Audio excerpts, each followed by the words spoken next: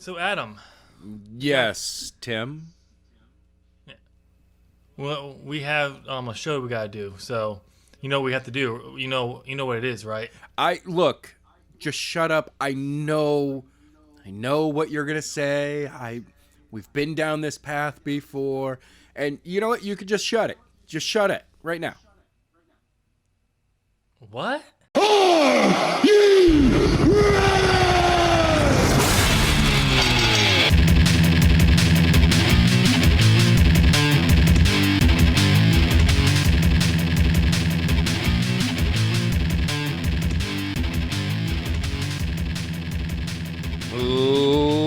Ladies and gentlemen, welcome. It's time for As the Buckle Turns. I'm Adam. I'm Tim. And Adam, I was gonna say we have predictions today for Takeover Portland. Oh, yeah. That's totally a thing we need to do.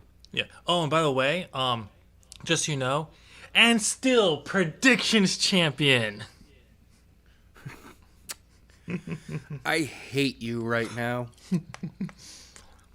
It was close, by the way. It was really close. I know it was close. I know it was. I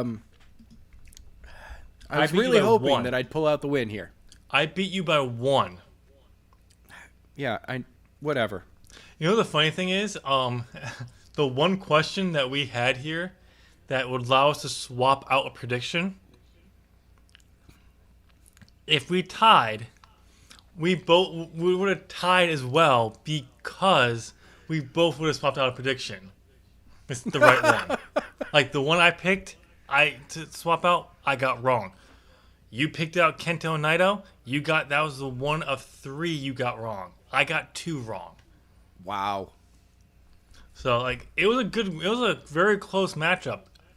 You start off with the first point. I made it up in 2 matches. And then it was just back and forth, and it really came down to Naito winning. Which didn't really make much sense in that both belts were defended together, but it was only for one fall. But, it is what it is. So we'll go over that card, ladies and gentlemen, because we do need to go over that. But we do have Takeover Portland to go over. That is this Sunday for some reason. Yes. Why it's going on Sunday, I don't know. Not entirely sure. The reason why I liked him on Saturdays because it's one of the reasons why like UFC does their pay-per-views on Saturday nights. People can stay up later on those nights, and you can go longer. So it just felt like that, and also if you're out in the bars and all that stuff. So it just felt right. Like that's why AEW does theirs on Saturday nights. It makes more sense. Yeah. I mean, you could also do them on Friday, and I think you draw pretty much the exact same level of crowd as you would on a Saturday. Yeah, but I think the idea of doing it on the weekend is a little bit more because people have all day they can get to the arena. Or if on a Friday, if you're getting there, you have to go right from work, and it's just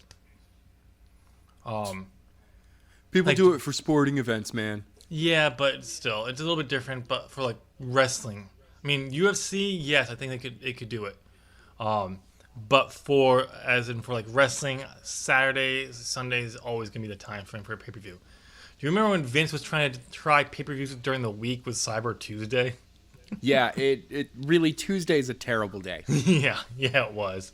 I give him credit for trying something, but yeah, not the best decision. All right, so we have Adam. Are you ready for this? What is it? We have 6 matches this card. I'm sorry, you're blowing my mind here, man. I can't handle this anymore. I'm about to blow it even harder now. Because of those 6 matches, 2 are women's matches. What? They've got 2 women's matches? What is this? Trying to be progressive? No, if they were trying to be progressive, half the matches would be women matches. Yeah, that's true. But we have... that's progressive for, like, main roster. Yeah. We have 2 women's matches. But So, going from the top down, this will probably not be the main event, but it could be because Charlotte Flair is somewhat involved. But we have Rhea Ripley defending against Bianca Belair for the NXT Women's Championship. It is officially the women's title still. Okay, good. They nixed that whole thing, apparently. We have Finn Balor versus Johnny Gargano. Cool. We have Undisputed Era defending the NXT Tag Team Championships against the Bruiserweights of Pete Dunne and... God, I can't think of his name now. Matt Riddle. Matt Riddle. Yeah, I took his name out. It's the Broserweight. I know. I completely blanked on his name. We have Adam Cole defending the NXT Championship against Tommaso Ciampa. Okay. We have Dakota Kai versus Tegan Nox in a street fight. Okay. I hope this goes over well because I think they were hoping this to be the next Johnny Gargano and Johnny Gargano and Tommaso Ciampa feud, like good best friends, and it's not turning out. Also, you're gonna have to give your heel wins every so often. Yes. And they haven't really been doing that with Dakota. So, but I'm excited for this one. And we have for the North American Championship, Keith Lee will be fighting for the first time against Dominik Dijakovic, a feud that's been going on in NXT for a while. They're finally bringing it to a takeover. These guys are known for their PWG epics, apparently. Okay.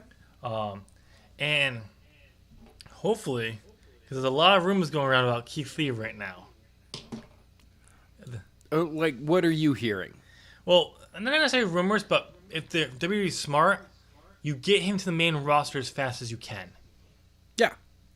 Because you had a great showing at Survivor Series. You had a great showing in the Royal Rumble. Get him to the main roster and use that and launch him. He's ready to go. The fans on the main roster are ready for him. Yeah. Launch him before you wait too long. People kind of forget about him. And you have to do it all over again. And it may not go as well as it did last time. But we'll find out on that one if that comes. But I think it would be a good thing. And Dijakovic wouldn't be a bad person to drop the belt for. But we have two questions we got to answer. Will we see new signee Killer Cross in the crowd or backstage or some kind of vignette for him? And how many championships will change hands? All right. Those are good questions. All right. So we're going to start from the bottom up. Adam, challenger goes first. Okay. I'm saying here that Keith Lee is retaining his NXT North American Championship here. This is where I'm going to actually give you a chance to get a lead right off the bat. I'm going to go with Dijakovic. I think you're right. It's probably going to be Keith Lee, but here's hoping they'll actually want to launch him into the main roster and really use him. I don't think it's a good spot right now. Either do I, but at the same time, if you're going to do it with someone, Dijakovic is the person to do it for. Right. Put him. He lost the feud originally, their rivalry earlier. Giving a win here now, and then have Keith Lee go on to the main roster. Great way to put him over on his way up to the main roster. But again, I do believe you're probably right. Killer Cross will probably be the one. Keith Lee will probably be the one who wins here. All right, we have Tegan Nox versus Dakota Kai. I am going to go with Dakota Kai because I think they have to give her a win here, or this feud is dead, and you basically ruined her heel turn.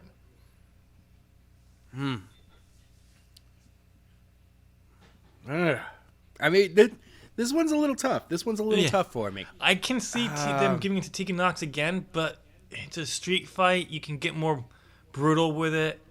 Yep. But you can also have an interference in it. Dakota Kai's been kind of going off the whole thing that she's a loner, doesn't have friends. Well, no, not just that. I'm looking at it bigger picture because on NXT, Candice LeRae is getting her hands on Dakota Kai. Yeah, tonight. Yes. So what I'm saying is that Candice LeRae and Dakota Kai's issue will not be resolved tonight, and instead, Candice LeRae will come out during that match and attack Dakota Kai, giving Tegan Nox the win. It could, but I don't think so. I think they'll use Dakota getting some kind of probably cheap victory tonight. Just so everyone knows, we're recording this on Wednesday night before the NXT airs tonight. No idea what you're talking about. So this is live on Saturday, my friend. How is it live? You're gonna be in Maine with no microphone. I have no idea. Yeah, I'm gonna be away for the weekend. What? I'm going gone. with Tegan? Going with Tegan? Yes. Man, we're 2 for 2. We disagree. Yeah. This is crazy. Okay. Here's where my plan for the Undisputed Era is going to come in, but goes back to the challenger for the championship. Adam Cole defending against Tommaso Ciampa for the NXT Championship. Go. Adam Cole retains. Yes. Good. I agree, because as much as I would like Tommaso Ciampa, I think, yes, he'd be great to have the NXT Championship again. I want to see him and Johnny Gargano team back up as DIY, and then take the tag titles off of Undisputed Era at wherever WrestleMania's Takeover. Yeah, that one, whatever that is this year. Tampa Bay. Yeah, that's what I would prefer. So Tampa Bay. And also, it doesn't also. Also, I have a strict policy and annoyance when they do this for the next matchup. Undisputed Era versus the Bruiserweights of Pete Dunne and Matt Riddle. I almost forgot again. It's the Broserweights, bro. So, I am going with Undisputed Era because I want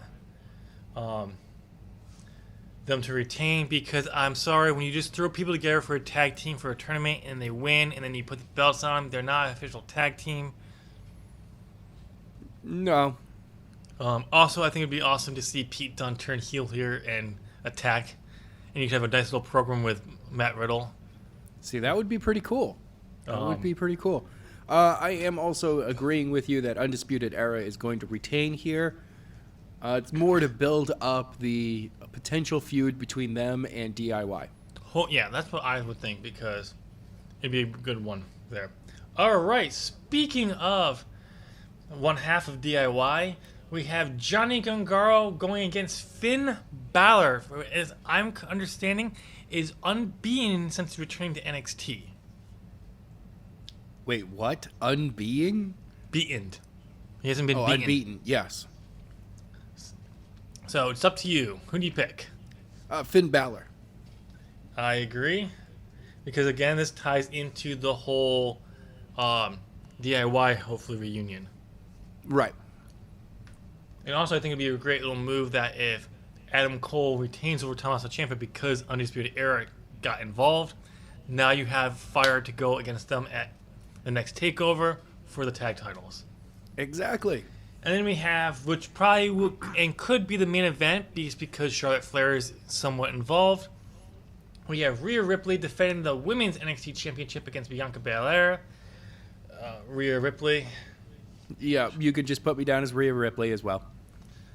So, yeah. I mean, Bianca has been showing that she is leaps and bounds past where she used to be. Yeah, this time. But right now, it's not a good spot for Rhea to drop the title. She just won it not that long ago. She hasn't defended it yet. It's not the right time.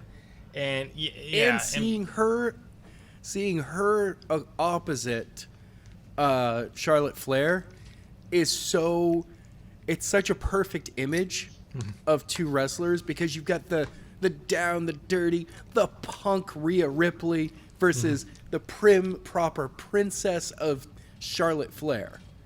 Princess? You mean the queen? Get it right. She's the queen. Yep. Whatever. Yeah, and also, hey, Bianca Belair, if she's not going to get the belt, she needs to go to the main roster. She shouldn't be in a push for a major role, but she should have a good win streak, maybe challenge for the title here and there, and go from there. But I wouldn't mind seeing her going up to the main roster because she's obviously not going to do much more. She can't really do much more in NXT unless they brought the women's tag titles down to NXT, which would add another championship, which would be along with the Cruiserweight Championship. Yeah. But I think it would be, honestly, put the Cruiserweight belt, get rid of the Cruiserweight Championship, just get rid of it. Get rid of 205 Live. Bring the NXT Women's Tag Titles down to NXT. You give the women a little bit more something to fight for. They can also transfer over to the NXT UK and as well, but that's my opinion. All right, Adam, our first question. Will we see Killer Cross in the crowd? Or in the back? Okay, so we're going to change this to make this a little bit more challenging. Where will we see him? Will we see him? He's going to be in the crowd. He will be in the crowd. He's going to be pictured in the crowd, front row. I'm going to go with a package for him. Okay. So now we'll see if that will actually give us one. Okay, Adam, and based on this, you have picked no championships to change hands. None of them are changing hands. So that's going to be your 0. I'm going to go with my 1 just because I have one championship changing hands for that. All right. Those are predictions. I think that's the fastest we've ever done an NXT TakeOver prediction. I think that's the fastest you have ever done an NXT TakeOver predictions. I stand by what I said. We. What's this we you're talking about? Normally, you're the one. NXT TakeOver WrestleMania last year, you took 50 minutes for 5 matches. Don't know what you're talking about. Some of those matches actually were shorter than the average time you gave to explaining them. Don't know what you're talking about. I really hope this year is going to be different. I don't know what you're talking about. Oh, I'm planning for like 3 hours for this year's TakeOver. No, I don't have enough time. No. Well, also, I don't think, was it this past year or was it the year before that? I think it was the year before that I did 2 hours. I did 50 minutes. Because this past year, I don't think we did that long. No, I think we did because this past year we did we had to do 2 separate shows. Yeah. Oh, maybe no, because I think it was the year before that because it was a really Tommaso Ciampa. It was. It was one of the matches. It was one of the shows I did a really long time. Go ahead and let us know when we did that show. Yeah. It's one of the WrestleManias. He takes 50 minutes to just do the NXTs. And how long did it take me to do the WrestleMania? Like 5. Yeah, it was like 10 minutes. You were just like, done. This, and I'm out. It was also because the main roster is so much easier to predict. It so is. Sometimes it is. Most of the time it is. Yeah. All right, ladies and gentlemen, let us know down in the comment section what you thought of our predictions. Let us know who you predict to win these matches down there as well. Adam, we got some news we got to get through, and then I have a... Oh, what? How much news do we have, first off? I mean, we got 1, 2, 3, 4, 5, like 6 news pieces. Okay. So let's start off with some not breaking news, but some news something that launched over the weekend with the XFL. Oh, yeah, I didn't even write that one down. All right, yeah, XFL. Hey, by the way, I got to right up front, congratulations, you guys, on having a pretty decent opening weekend. Yeah.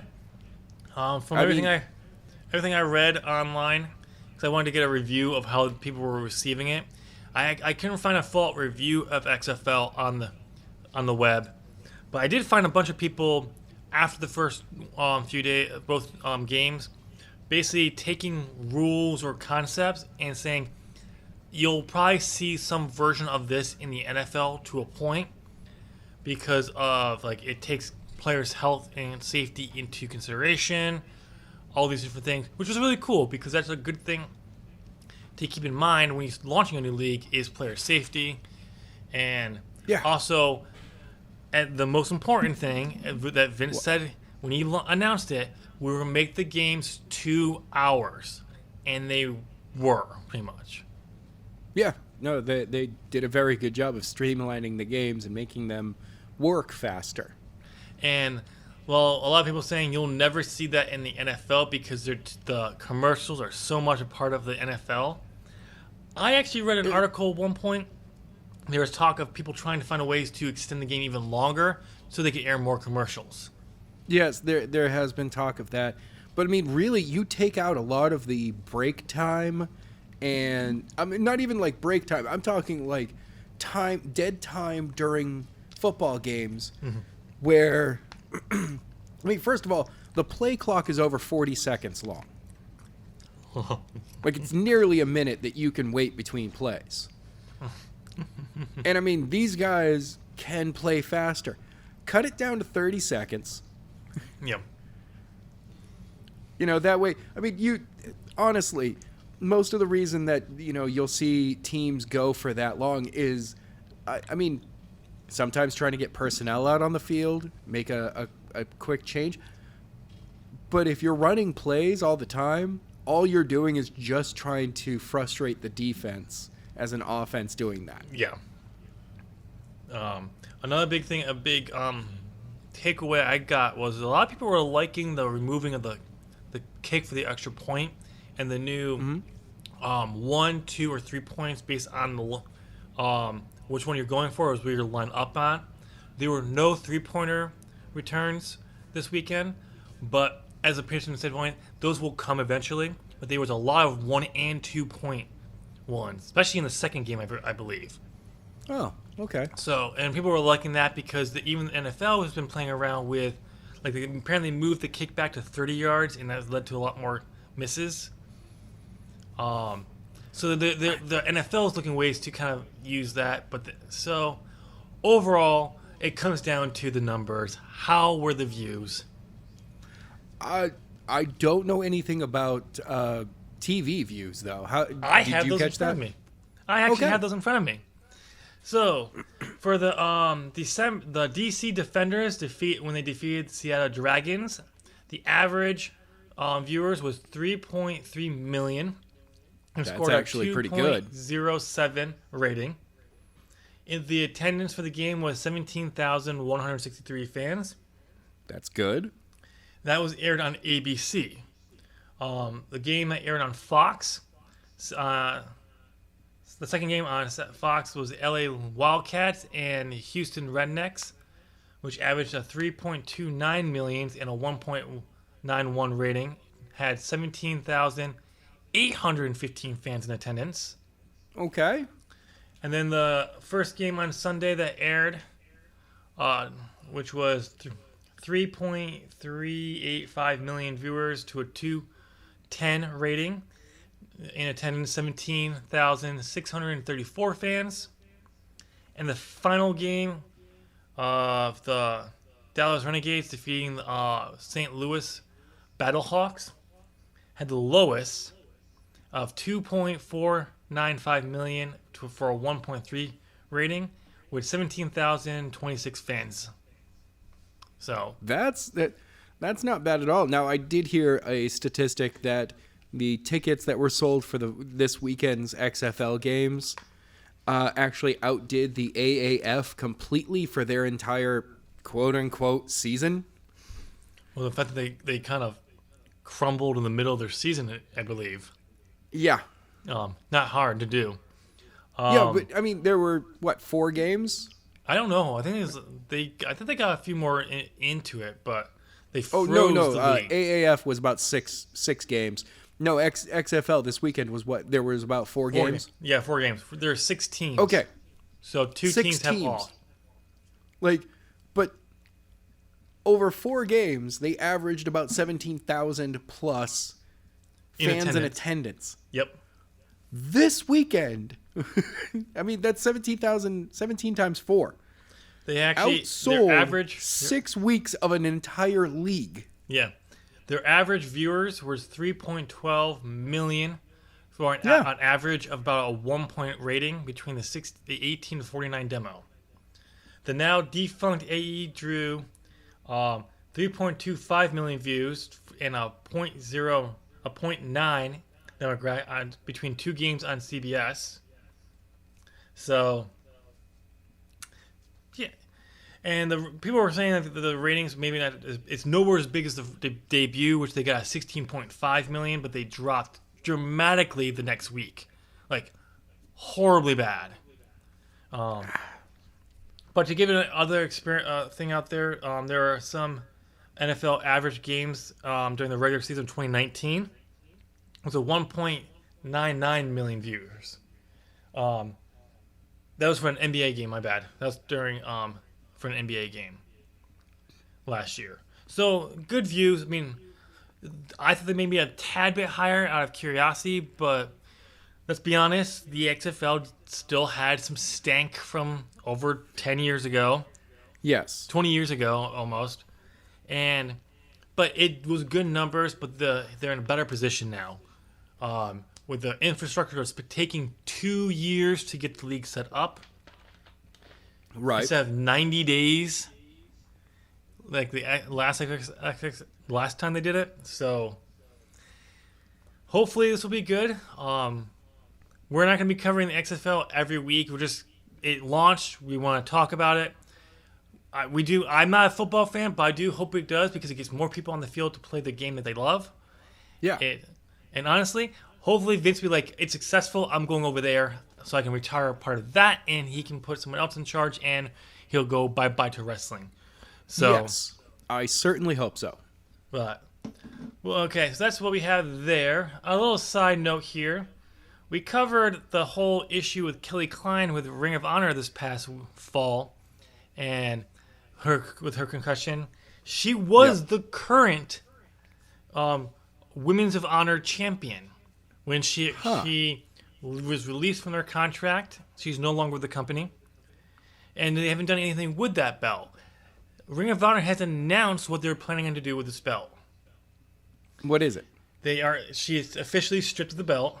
They're renaming it the Ring of Honor Women's World Championship, which I don't know why they didn't call it that the first time. And then on April 24th, the Quest for Gold, they'll be doing a tournament that will feature talents from all the world, new faces and old. And I believe it's supposed to be about 8 matches that will take place all in one night to crown that new champion. Okay. So the classic King of the Ring style, one night. Yes, that's what it looks like. 8 first round matches will take place on that. So it's not the entire tournament, just the first round. Okay. So. Ooh, okay. I mean, technically you can have it be a 2-night tournament then, because the first night is 8 matches. Yes. The next night starts off with 4. It's only announced though for one night, April 24th. So maybe they'll probably do something else on other shows or from there. Who knows? But who knows? It will be good. I don't know why they didn't just do that, but Ring of Honor, you've had this person who you just released who had a problem with your company is a 3-time champion who would keep losing it and come back to win it because you didn't have an in-depth roster. Please get an in-depth women's roster so you don't have this issue. This was in the first year of the women's championship for you, and you had someone who's been a 3-time champion already. Now, I think it's fun. I actually don't mind having someone win a belt twice early on because I think it's too much. We're going to have this one person win the championship. Then we'll have the next person. And the next, and when you have a smaller roster, it's like, it's just this person's turn to get the championship. Yeah, it's kind of the mid-90s where it was just like, all right, we're just moving the title around. Yep, it's this person's turn. I mean, the second champion ever, the third champion ever in the company's history, who beat Kelly Klein the first time, was Mayu Itami, who is the current Stardom World Champion. Okay. So they had to they brought someone else into the company for a run because they were doing. I think she won it in Japan, and then she did a few dates, and then she lost it back to Kelly Klein.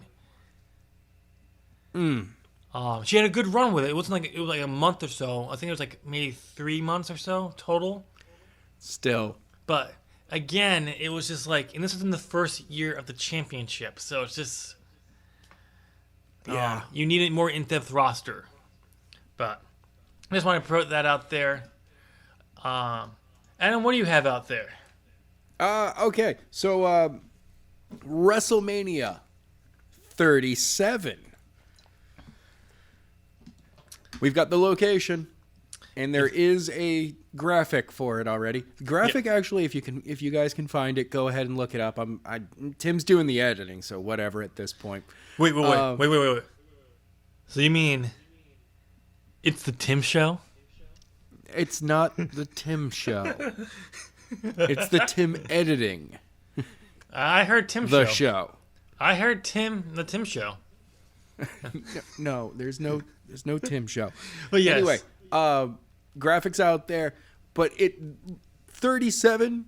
They're going Hollywood again, ladies and gentlemen. They're going back to L.A.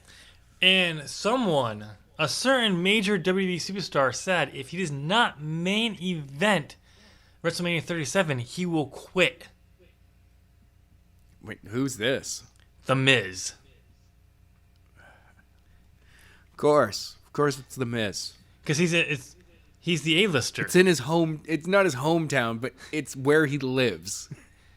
Actually, I think he lives in Texas, but I think they're him and his wife were moving. But the same point was... Oh, yeah, they used to live in L.A. Yeah, but he's saying he has to win it because he's the A-lister. He's the movie star. Right. So, I mean, don't get me wrong. I think he should definitely get back in the world title picture, but he's been buried down too much. When he was the IC champion and he was in that brutal feuds with Ziggler, Dean, all that, that was the time to take the belt off him and launch him into the world title picture again. Exactly. But I mean, I love that he's working with red hot Morrison at that point. I love that he's working with Morrison again, though. So Yes. But yes, that has been out there, so it'll be interesting to see for that. I have a rumor, or more accurately, someone has pitched a match for WrestleMania 37, and it's Roman Reigns. He wants to take on The Rock. You know what? I'm okay with that. If you can get The Rock to come back at WrestleMania to face Roman Reigns, I'm okay with it. As long as there's no championship on the line. You know why I'm okay with that? Because he's not in the main event of the pay-per-view. I have no problem as long as the championship's not involved and it's not the main event. Yes. You can put it on later on in the card all you want. Yeah, but it's not the John Cena versus The Rock again. No, what it needs to be, like it should be, I'm fine if they want to put it as a second to last match. Or, here's an idea, because what they constantly say, if you're not closing the show, you want to open the show, open the damn show with that match. Have The Rock go out there and the Roman Reigns to open the show and really set a standard for that. Now that's what you do. Yeah. Because I'd be definitely okay with that, but just not as long as it's not closing the show, I'm fine. Roman Reigns has been... I would lose my shit if it closes the show. I mean, since Roman Reigns came back from his cancer, leukemia, they've done a very good job of modeling him down, not over pushing him, allowing them to be natural reaction. There's a lot of fanfare towards Reigns, which is really good. I think that's about to change because the rumor is he's facing The Fiend at WrestleMania for the Universal Championship. And if he wins, you could possibly lose it because it's him beating another big monster to kind of try to shove him down our throats again. Which I'm not opposed to him being in the title picture now. It will be over a year since we see him in the title picture. I'm fine with that, but it's just I don't think he should be defeating The Fiend because that's the problem. It's not about the championship; it's who he'd be defeating for it. Yeah, and the way that you've had The Fiend beat these people who honestly should be able to defeat Roman Reigns at pretty much any point. And then you're going to have Roman just come out and be like, all right, I'm going to get beat up for the entire match. Hoo-ah near the end of it. Superman punch, spear, and we're going to pin you. Well, if you had the kind of match that Baron Corbin had at Royal Rumble without minus the Usos and the mid card of Evil jumping in. Like you had that kind of like brutal, like fierce matchup, you're fine. You'll be good because I think Roman has proven when you let him actually go out there and wrestle, he doesn't have to be beaten down the entire time. Let him get some offense on. Let him go back and forth. Let him show that he can compete and not just beat down and all of a sudden he just gets his second win and he can beat people out of nowhere because it makes no sense. That style has never really made any sense. One thing that I would love to see is during this match, I would love to see the Fiend get speared and then bridge out of it. Yeah. And just like one of those lands, Roman rolls away, the Fiend just bridges up, rolls over, and then stands up. And you're like, oh. Mm-hmm. And Roman is still down at this point. Like he's been trying this entire time to do, finally hits the spear. The first spear he goes for, the Fiend should just step out of the way. Yeah. Just like immediately, just step out of the way and let him fall. Yeah. All right. So what else do we have on the? Actually, now that I have an idea, is that the Fiend just for the first third, for the first act of their match, is just toying with Roman, and then in the second part, finally like actually conducting some offense against Roman. Like the first third should be Roman trying to do something, like straight up. I want to see the Fiend no sell the first Superman punch. Like it hits, he just turns his head, and that's it. See, I get what you're taking about. Like, I think you should do something similar, but a little bit twist on it. Roman comes out the gate, and he's trying, and he's connecting with the Fiend, and he's just beating him down. The Fiend doesn't get any offense on. It's like he's being crushed. Really Undertaker style. Yeah, like he's literally getting like Undertaker. Like Roman is doing the Roman or John Cena, the Hogan. In a sense where he's just beating him down. No offense. It's basically a squash match for the first third. And then all of a sudden, Roman's like, he does like, Superman punch. Comes off. The Fiend, obviously you don't want to be like he's being completely crushed. Or squashed. But like, so he's getting hit and but it's clearly he can't get offense on. And then he hits a Superman punch. The Fiend doesn't go down. Maybe he drops to a knee, but he doesn't drop.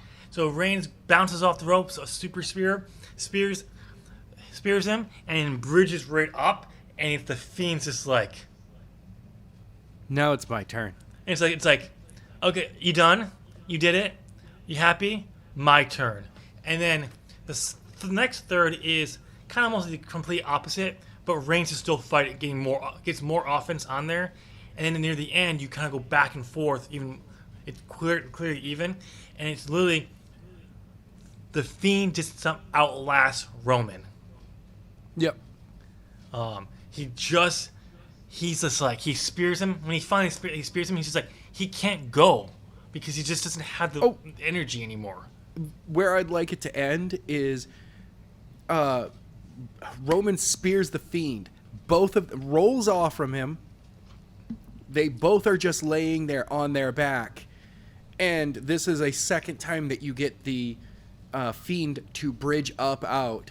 Mm-hmm. He bridges up. He does the flip over, but the flip over is just to put the pin on Roman. And before he does that, though, you should get like an aerial view shot of the Fiend laying there. His eyes closed and his eyes just snap open. He bridges up and then flips over onto him.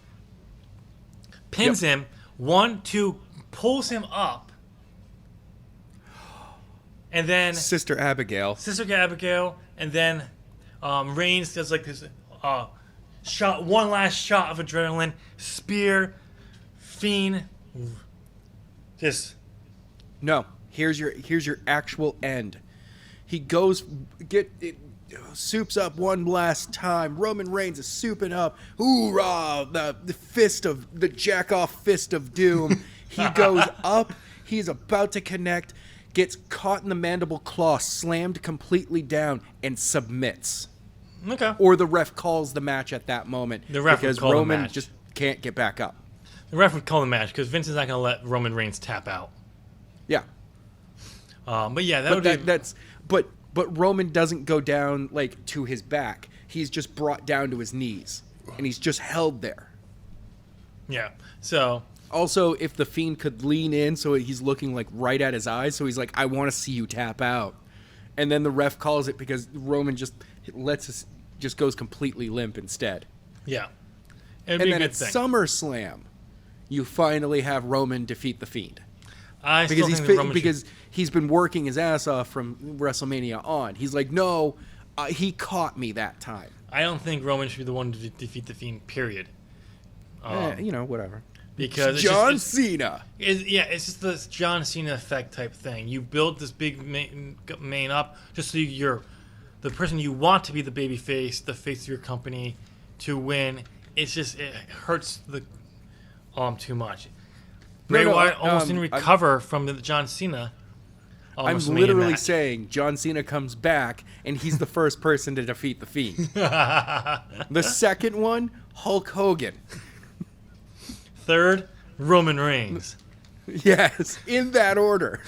Yeah, that's not. And then Bray Wyatt quits completely. Hogan itself is a job. You're jobbing him out now at this point. So. All right, Adam, what else do you got on the docket? All right. I got rumors regarding confirmation and rumors about the WWE Hall of Fame for 2020. Okay. We are confirmed the 4 members of the NWO, Scott Hall, Nash, Hogan, and X-Pac. We know those 4. We know Batista's headed in, so we got 5. I got 3 more names for you. One of them you're gonna love. The other 2, probably not. Okay. I mean, so one name, it's an outsider. I mean, yes, he had a couple of matches in WWE, but he never really had a run with them. But he's a huge name worldwide. Jushin Thunder Liger. Which I like. What? Huge name? Jushin Thunder Liger? A huge... What are you talking... No. Yes, he is a big name. I was about to say, what's wrong with you over there? Well, what do you... He's a huge name because he's been around for so long and all that. If you compare, like, when you put Jushin Thunder Liger versus, like, Kenny Omega, you could argue they have the same level, but because of different reasons. Yeah. But it's not the full same.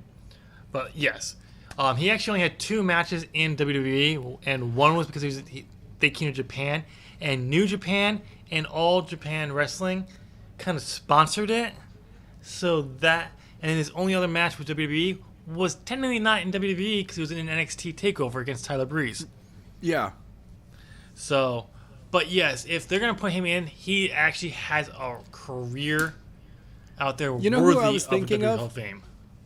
Earlier when I was saying that, oh no, I could have sworn he had a run in WWE. I was thinking of Ultimo Dragon.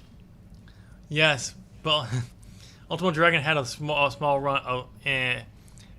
But he did have a good run in WCW. Jushin Thunder Liger. Yes, he did. And it's probably a good thing he didn't have a run with WWE because he would have just been jobbed out.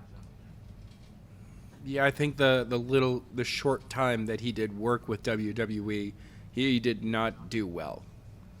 So, Ultimo Dragon, he showed up, he was there, but they didn't really do anything, because it's also that they had cruiserweights, and they didn't really do anything with them, but they just kind of their own thing on SmackDown, and they would do it just to have it, but it was never really anything big. Like, I don't get it. So, but yeah. All right, Adam, what's the other 2 names? The other 2 names? Well, I'm just going to condense it down. It's the Bella Twins. Brilliant! What the hell is wrong with you? First, you're telling me that Jushin Thunder Liger isn't a well-known wrestler, not a big name. And then the fact that you think that the Bella Twins truly deserve to be in the Hall of Fame. Hey. Hey, Nikki Bella is the longest reigning Divas champion. Perfectly symbolizes what that championship was. Yeah, but that's just one. Instead, it's both of them. I know. They're not blonde, and they're women, and they're going into the main in there. So, yeah, I guess. Yeah, as much as we don't like it, they can't wrestle. They did do a lot, in a sense, in WWE, in many ways. But let's be honest, if Nikki Bella didn't date John Cena for so long, and Brie wasn't married to Bryan, would they have had the run that they had? I don't think so. I don't think so either. And it's really horrible to even say that, because now we're like, girls, the only reason you have any success is because you're pretty and you were married to the right, or you were dating the right person. That's not exactly true. It just happens that Nikki and Brie Bella were kind of used the same way that the Iconics are being used now. Who are actually apparently being repackaged, by the way. Oh, that's horrible. Let them continue to be the crazy, sarcastic, snarky women that they are. I know, because they're perfect. Apparently that's how they really act in real life with each other. I know. But yeah, I mean, it will be interesting to see if they do get repackaged. Maybe they'll just get released and they can go to AEW. Or Impact. Actually, I think they'd be better off at Impact because it'd allow them to work on their in-ring a little bit better with some really talented women. Yeah. And Impact really has always really... Like, Impact, and when it was TNA, they had a very good women's division. Yes. Oh, and by the way, speaking of TNA, their one-night show coming up in April, they have announced it's 4 years it's been, but we are getting the return of the King of the Mountain match. Oh. Yes. So that will be returning. So that'll be cool to see. I always like the concept of the reverse ladder match, but at the same time, it's a little confusing because you have to put the belt up on. We put the belt up above the ring. Yeah. But then you have to take it immediately back down so you can celebrate with the belt, which is kind of weird. But I always did like the idea that they should have done is you have to actually get a pinfall on someone before you can even put the belt up there. Yes. I think that should have been something like before you like in a cage match or something like that. You should had to get a pinfall before you could escape, or you had to for like a ladder match you had to get a pinfall in some form before you could go up for it. I have another one. You cannot there cannot be a pinfall victory until the belt has been hung up there.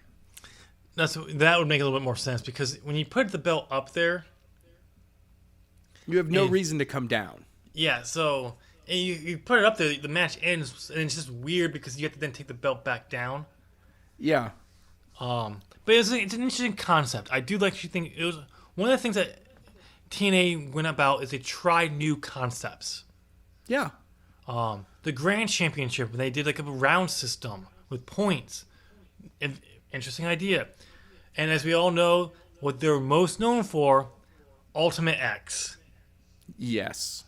So it's definitely like they tried new things, which is always great to see. Ultimate X was such a wonderful match. Yeah. Did you remember their I can't remember what they called it, but it was the Dome match with the X Division.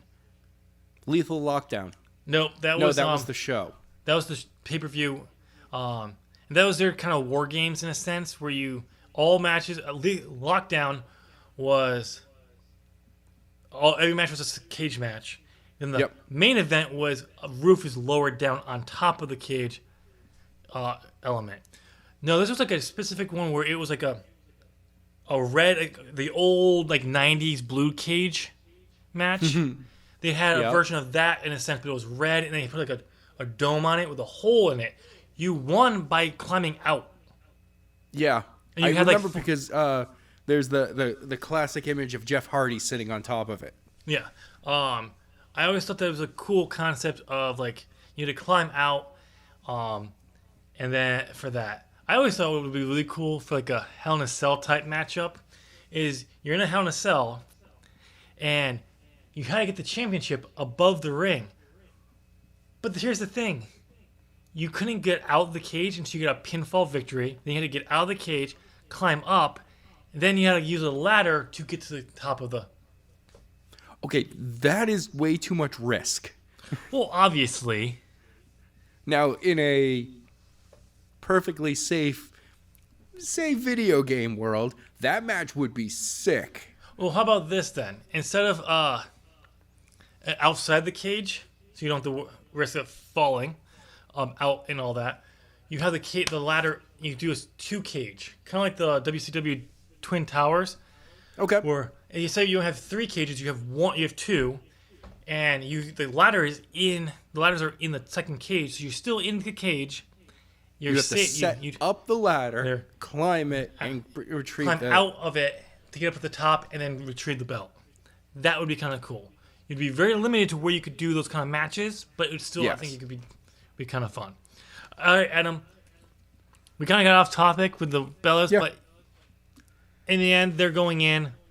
Huh. There's a lot of people in the Hall of Fame that I don't think we belong there, but it is what it is. Yeah. Yeah, that's true. All right. Let's be honest. Let's just be happy there's more women going into the Hall of Fame every year now at this point. Yeah, that's true. And there's not many women who've gone through WWE who really have that pedigree to go, so you're going to have to just put people in there. AJ Lee. Mickey James. Yeah, but I think that's... Gail Kim. No, that will never happen. She's called them race. She's called them racist before. So, yeah, Gail Kim will never go in for the WWE. Yeah, I know. But all right, what else you got in the docket? Talking about going in, someone just headed to the Performance Center. Simone Johnson. Yes, The Rock's daughter. The great one himself. His prodigy. Would that make her the Pebble right now? But she's going to become the Boulder. Oh, God. I hope they seriously don't do that. Like, just let her be Simone Johnson for a while. Dude, the Boulder is a play off of The Last Airbender. Oh. There was a competition. There was like a earthbending competition in the second season, and they was the Boulder, and he constantly talked like The Rock. I don't remember it. Oh. But I wish I did. But yeah, no, it's great to see that she's going in there. She's 18 years old. She has been training for the last few months here and there. And I guess she was part of what they saw. Either she was part of a camp where she went in, or they just saw enough of improvement while she was there to offer her a training deal. You know, the family that she's from, I am not surprised if she hasn't been quietly receiving training pretty much since she was like 12. Wouldn't be surprised. Well, but here's the thing. This marks her as the only, and like The Rock himself, she's the 4th generation star ever in the WWE.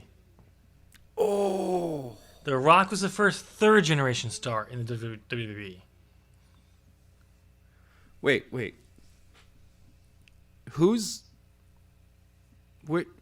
His grandfather?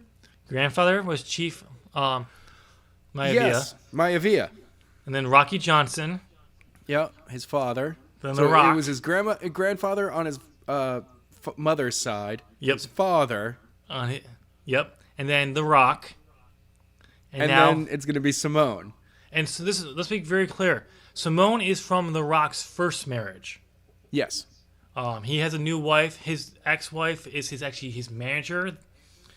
They still have a great relationship with each other and all that. They just said they're not in love with each other anymore, and which is great.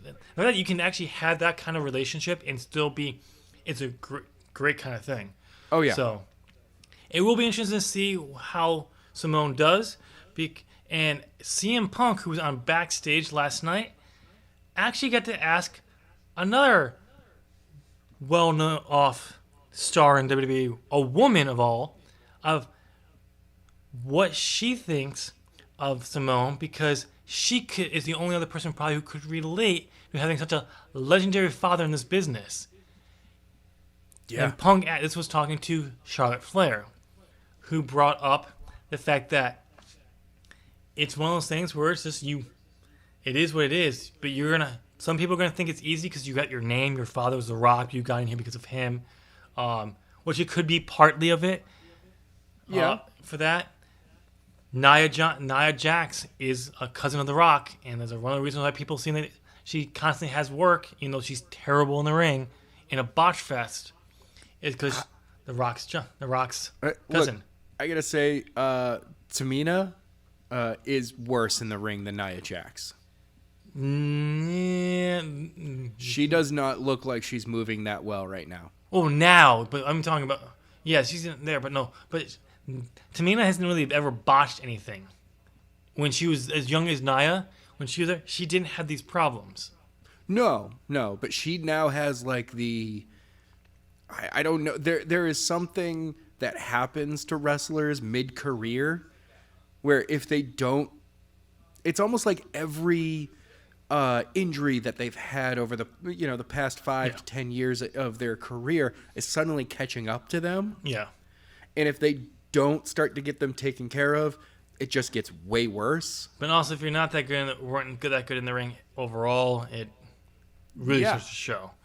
But yeah, and so this is going to be one of those things where, like Charlotte was saying, yes, it may be easier in some way, but it's not. You still have to you have to do twice as much work to prove that it's you, not because of your name. Yeah. It's just kind of ironic, because the same thing that Tessa Blanchard has constantly said about her. People's biggest thing is, you got your spot because of your name. And she's said before, when I first broke out, yeah, there was, at times there probably was, I got a spot. I kept my spot because I earned that spot. Yeah. Like, I'm never going to knock Charlotte because she's the daughter of Ric Flair. Yeah. That's just, no. I knock her because the WWE has put her at this pedestal that I don't think that she truly deserves to be on. But at the same time, that's creative, and that's the storyline that they have for this character, is that she is the queen in her head. So, but yeah, it's definitely one of those things. So, Adam, how much time? Do you have anything else in the docket? Yeah. What do you got? I got Matt Hardy has been written off TV. Yes. Goodbye, Matt Hardy. His contract expires on March 1st. Yes. And, well, this is not, he's not re-signing. Him and the WWE have been in constant negotiations on a new contract, and it's not being hung up over money. It's over creative and how Matt will be used if he was to be re-signed. And that's the issue that Matt's having, because he doesn't feel like he's been able to be as creative as he thinks he could be. And so for that. And there's also the rumor that he when his contract comes up, he's going to go over to AEW and he could be the leader of the Dark Order. Right. So I like that rumor. That rumor makes me feel happy. Yes. Though I still think it'd be kind of fun to have a payoff to be Christopher Daniels. He doesn't even realize he's finding the mystery, the higher, the exalted one, the higher power, like he was originally pitched to be during the Attitude Era. Oh, I prefer his TNA, the Fallen Angel character a lot more. Well, that's what he was doing. He was doing that stuff on the indie scene, and that's what they were pitching him as, like the Fallen Angel, but using him in that cult-like leadership. Oh, okay. But. And of course, he went to Vince McMahon. But yeah, it'll be interesting to see because Matt has been clearly stated that he wants to be creative and he wants to have that goal. He's a creative guy. Yeah. So, and if he's not getting that, then he has got to go somewhere else. And AEW, Impact. He probably, the high of his career was the ending of his run with TNA and the run through the indies coming into WWE, where he was at his peak creatively. Yeah. So it's one of those things where just kind of he's got to do what he's got to do. Mean, Jeff's contract is apparently supposed to expire on the same day, but because he's been injured, WWE will more than likely lock him down with add time because he's been out, because he missed. Yep. Which he's supposed to be reporting to the Performance Center to be evaluated soon. This week or next week, he's supposed to be there.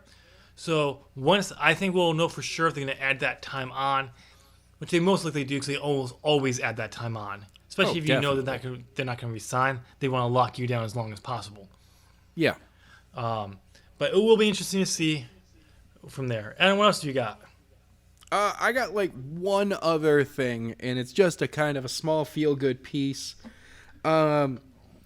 It's Jurassic Express visited my favorite YouTube channel's offices yesterday. Today? So either yesterday or today. I forget what day. Jurassic Express, Marco Stunt, Jungle Boy, and Luchasaurus. Also, there was the librarian. I forget her name off the top of my head. Levy Bates. Yes, and Sammy Guevara. They visited the Rooster Teeth Studios in Austin, Texas. Oh, nice. And they joined in. They actually, the picture that I saw was they were part of the Achievement Hunter family in the office. Nice. You know, who was there in the office. I was just like, all right, two of my favorite things coming together again. Actually, it's because of Rooster Teeth that I actually discovered Luchasaurus. He was on a Slow-Mo Guys video, and I was just like, who is this interesting character? They were also, John Morrison was on there. They were doing slow-mo video of wrestling moves. Oh, nice. And it is really cool to see how much impact these guys actually do to each other. Because we've said, Morrison and Luchasaurus are friends. How much impact they do to each other while staying safe. Yeah. It was just like one of them, Luchasaurus, I believe one of the videos is Luchasaurus giving Morrison a big boot. And there was full side facial contact. Mm-hmm. And then we see something like John Cena's The Undertaker's big boot to John Cena, which somehow just the breeze of it knocked John Cena over. Hey, The Undertaker was in a mood that night, and he was just in full force. Boom! Just the leg comes up, John Cena falls down. There is no contact between the two of them at all. It's great.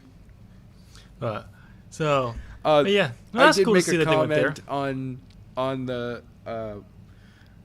on one of the posts regarding it. I think it was actually on AEW fan group on Facebook. I posted up there. I was just like, it's good to see that Jeremy is finally taller than somebody else in the office. So Jeremy is from Boston, huge wrestling fan, and he is barely taller than Marco Stunt. But he's definitely taller than Bates. Yeah. All right. By the way, I like her character. Who? Oh, Levy Bates. The librarian. Yeah. I like her character. I liked I liked her better when she was known as Blue Pants in NXT. Okay. Because she was brought in just to kind of be some enhancement stuff down there, and then she got over big time because they knew who she was, and like, who are they gonna call? And like, I didn't something with her she tore some pants or something before going out, so she had these blue pants. So this was like, call me Blue Pants, and she went out. Everyone knew who she was because they're indie fans, and it's just like, oh my god! And she got over huge. I don't think she ever won a single match in NXT. But Probably not. Her big thing was when the Vaudevillains brought her in to counteract Alexa Bliss for the tag titles. And then she never came back because apparently she got some bad rep backstage because I think she was all that, or because she got herself over them when she wasn't supposed to be. And okay, well, Triple H didn't care because he brought her in for that spot. Yeah, you're not going to bring someone that in. The jobber got over. Yeah, so, but I didn't apparently before she got signed with AEW, she was always like this thing on the indies where it's like her whole gimmick was no gimmick needed. Levy Bates. Yeah. She'd do superheroes, and then apparently she was doing evil Levy on the indies. Yes. So it was just kind of cool.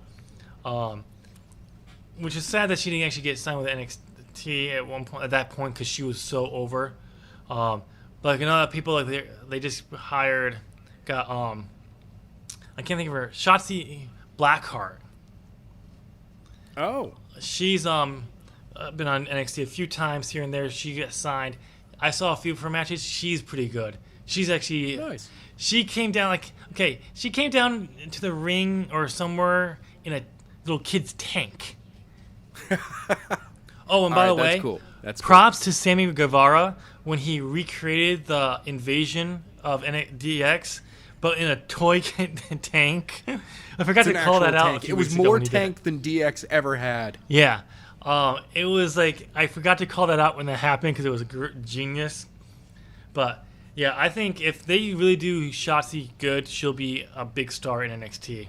I wish she actually would have gone to AEW though. I think she'd have a better spot over there, I think, but time will tell. All right, Adam, we have a few minutes, so there's a little topic I want to talk about.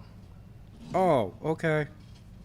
So, what? Becky Lynch is apparently in the midst of an important contract negotiation.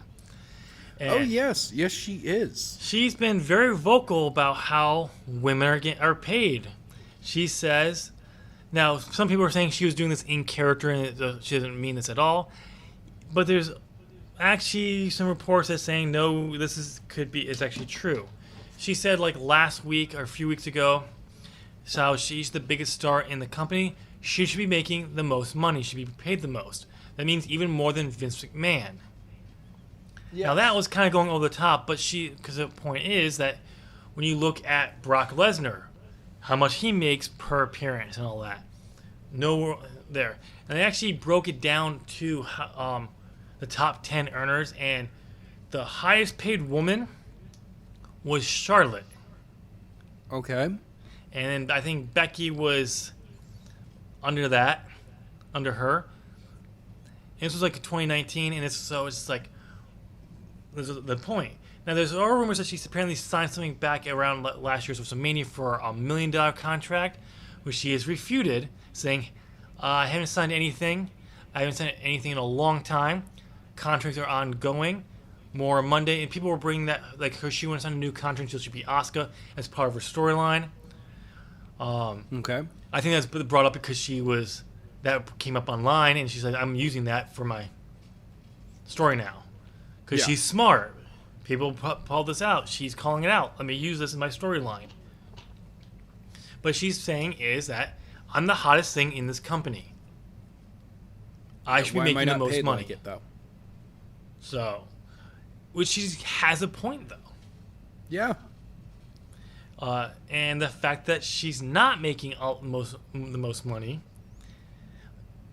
is she a bigger draw than Brock Lesnar? That's a tough debate. No, I think Brock's draw is wearing out. He's been around for he's been around for so long. Even though he comes in only here and there, we're more annoyed that he's the WWE championship, have a championship, and he doesn't show up nearly as often. It's the big thing, and that's getting old. You gotta stop putting a belt on him and figure out a way to use him without being the title picture to really you keep him a draw. Right. But when he first came back, no one was a bigger draw than him. He came in, he did, yes, only if you're there, but he was big matches that we wanted to see. They worked. But Becky's been there consistently, and the fans are there. Is she as hot as she was when she turned heel against Charlotte in that thing? No. Last year's WrestleMania build ruined that. Yeah. But she still is one of the most popular people, and she should be making more money than most people. Right. So, but that also comes to the end. Will they give her that kind of money? She's a woman. That's the and we all know how the WWE feels about the women's division. I know. If Ronda Rousey... Oh, by the way, outside of Charlotte, the actual highest paid woman was Ronda Rousey. Oh. For her contract. And... yeah, Ronda, I don't think was as the draw they think she was. The ratings did go up when she would show up in spots, but it wasn't as big of a draw that they thought they were going to get from her. No, it wasn't the draw that they expected at all. If she never lost in the UFC and retired, yes, she would have been a bigger draw. It would still not have been what they were hoping for. And it still would have been a bigger draw. But in fact, how she handled herself when she lost both times, not talking about it, when people brought it up, when she finally did interviews and they brought it up, she's like, I don't want to talk about that. I get taking losses personal, especially when you're a competitor like that. But I'm sorry. It's part of the thing. People want to talk about it. You need to handle it with more respect. Personally, I love Ronda Rousey, but still. But the question is, again, Adam, I've been talking most of this time, so I want to hear your thoughts on this. Shit, man, nobody wants to hear my thoughts. Nobody tunes in to ZOP Gaming to listen to me talk about anything. You're right. They turn in to hear me talk, but I've been talking too much. Exactly. Your turn to talk. Or Jedi, or whoever else is around at the time. But no, what are your thoughts? Becky deserves it. Because one of the things that I've always said is that your labor today is your paycheck later on. Mm-hmm. So you work at 2020, she should be paid more. Oh, yeah. But the problem is WWE's locking people in on these 3 to 5 year contracts, while a good hot run truly for one person is about 3 years. So they can lock you in at a cheap price, re-sign you, suddenly you're not getting over, and they kill you through, and they, cut you halfway through that contract. Mm-hmm. And you're like, cool, my better contract is the one that they cut me because I became too expensive for them. Because I'm not over anymore. Now, at the same time, I don't really expect, someone to have, say, the Becky level year, the year, 2 years that she's having now, mm-hmm. and then suddenly in 3 years completely get cut from the company. I don't see anything like that happening. No. Instead, Becky her contract is going to come up. She's going to re-sign. She's going to get good money out of this deal. Yep. I'm saying that she's going to be equal to, probably better than Charlotte in this next contract. Oh, yeah. And then when Charlotte's contract comes up, she'll use the fact that her and Becky are still at the top to get a little bit more money than Becky. And it will keep working that way until they're no longer able to wrestle with the company, or they're just not hot draws anymore.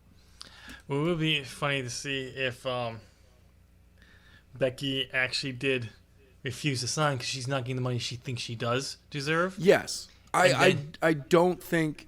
I mean, if that was the situation, it would be because they're offering her so much less than Charlotte currently has.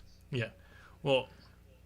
Or she really suddenly turns into having a massive ego and is like, no, I deserve $6 million a year. And everyone looks at her and goes, whoa, calm down, Becky. Yeah. John Cena doesn't make that money. But it would be interesting to see if that happened. if she would not resign. And then she did show up in AEW because that would be the. If you want to talk about AEW's women's division getting a recognizable face, that would be huge. That would be the only other person. Charlotte would be a big deal. Any of the horsewomen would be a big deal.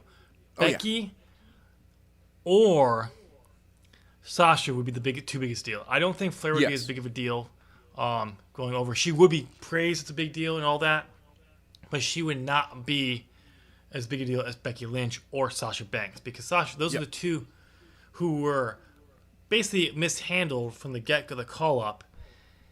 Sasha got hers, but they kept saying, you can't win the big one. You can win them on the small one. And then what has she been doing since she came back this summer? Oh, that's right. She got a hot feud with Becky and then got beat. And now she's second fiddle to Bayley. Yeah.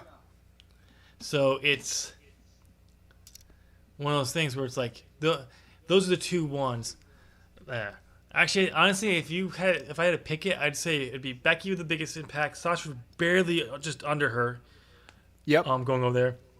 Bayley would be right behind her, and Flair would be the lowest impact.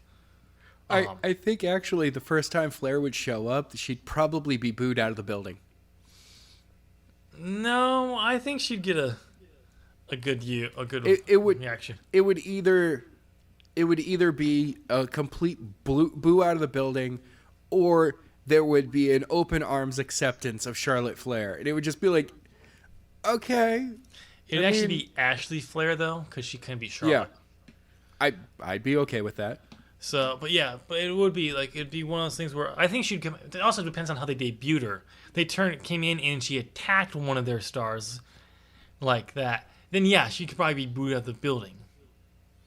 Oh no, I want her to come in like she's the queen that already owns the place.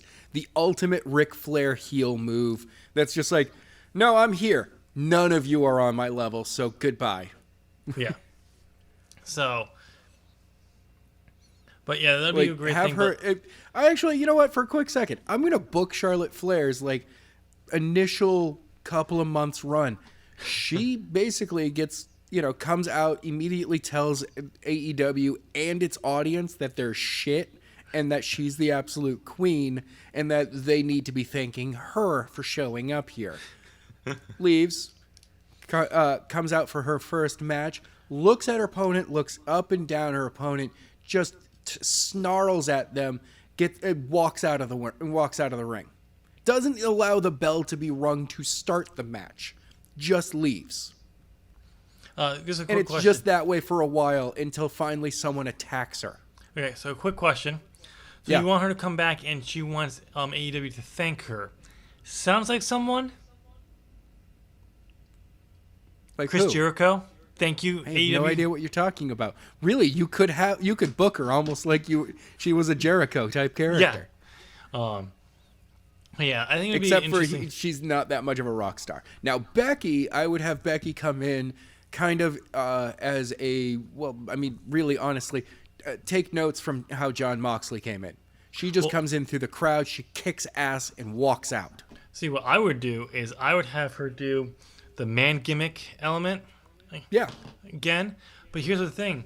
I would have her, when she comes in, I'd have her attack like Rio or something like that. Yes. In a mixed tag match with Kenny Omega right there.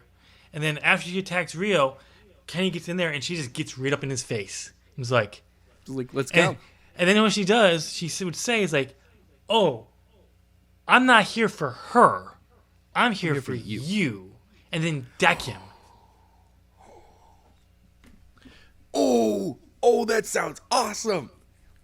Because doing a Becky and Kenny feud? Because that would be one of those things you could do. It's like, I was calling myself the man over there, but I couldn't prove it over there. Yeah. Here I can. And Becca Knox is going to knock your teeth out. You're going to get knocked out. But that's how, I'd have her literally go up, or maybe against Cody as well. You could do, because he's such a over baby face. But I think one of those two, you could really hammer that out really well. Sasha really, but I'd book her as she's way too cool for everything that's going on. I would really have Sasha come in and do what she did in NXT. Yeah. And then, but modify it to fit AEW. And they had the BFFs, or I can't remember what feud kind of stable she had with Charlotte and what's her name? Who was Fandango's dance partner for a little while? Who's no longer with the company? I don't remember. Let's find out. I honestly don't remember.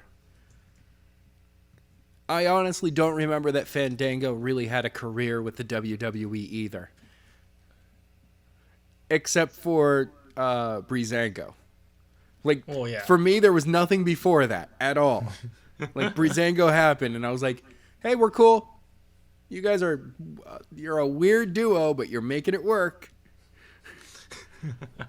Yeah. But now Tyler Breeze is back in NXT, and I'm like, kid, that's cool. You do you. You're weird. You're just odd. Like, I find Matt Riddle in Velveteen Dream to be less odd than Tyler Breeze. Yes? Summer Rae. Summer Rae. She was in there. And sometimes there's a link to her thing. Let's go and see what her faction was called.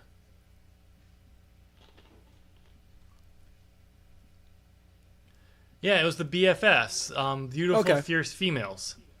Ah. But kind of do something like that, in a sense, but with a tweak on it and come out there. And then just be the boss with a new twist on it, a new take on it. And she would be fine. And she'd have to be a massive heel, though. Like, a massive heel. Bayley just needs to be ultra cute. Bayley, I don't know what she'd have to do. I think she'd have to do something completely different. No. Because she just could come out and be like, hi, everybody. And everyone would be like, Bayley, how are you? Yeah, no. But you know what we'll have to do one of these days? We'll actually have to, let's think about it. But one of these days when we have less news and predictions, we'll have to book how we would book the Four Horsewomen debut into AEW as individuals and as a group, if they came as a group. Ooh, I like your idea. I'm actually going to write that down so I don't forget it, because I will forget that. Don't forget that, please. Please don't. So I'm going to write that down right now so we have that for another time. But Adam, if you don't have anything else, I don't have anything else. I got one more bit of wrestling information. A great show coming up on Sunday this week, right?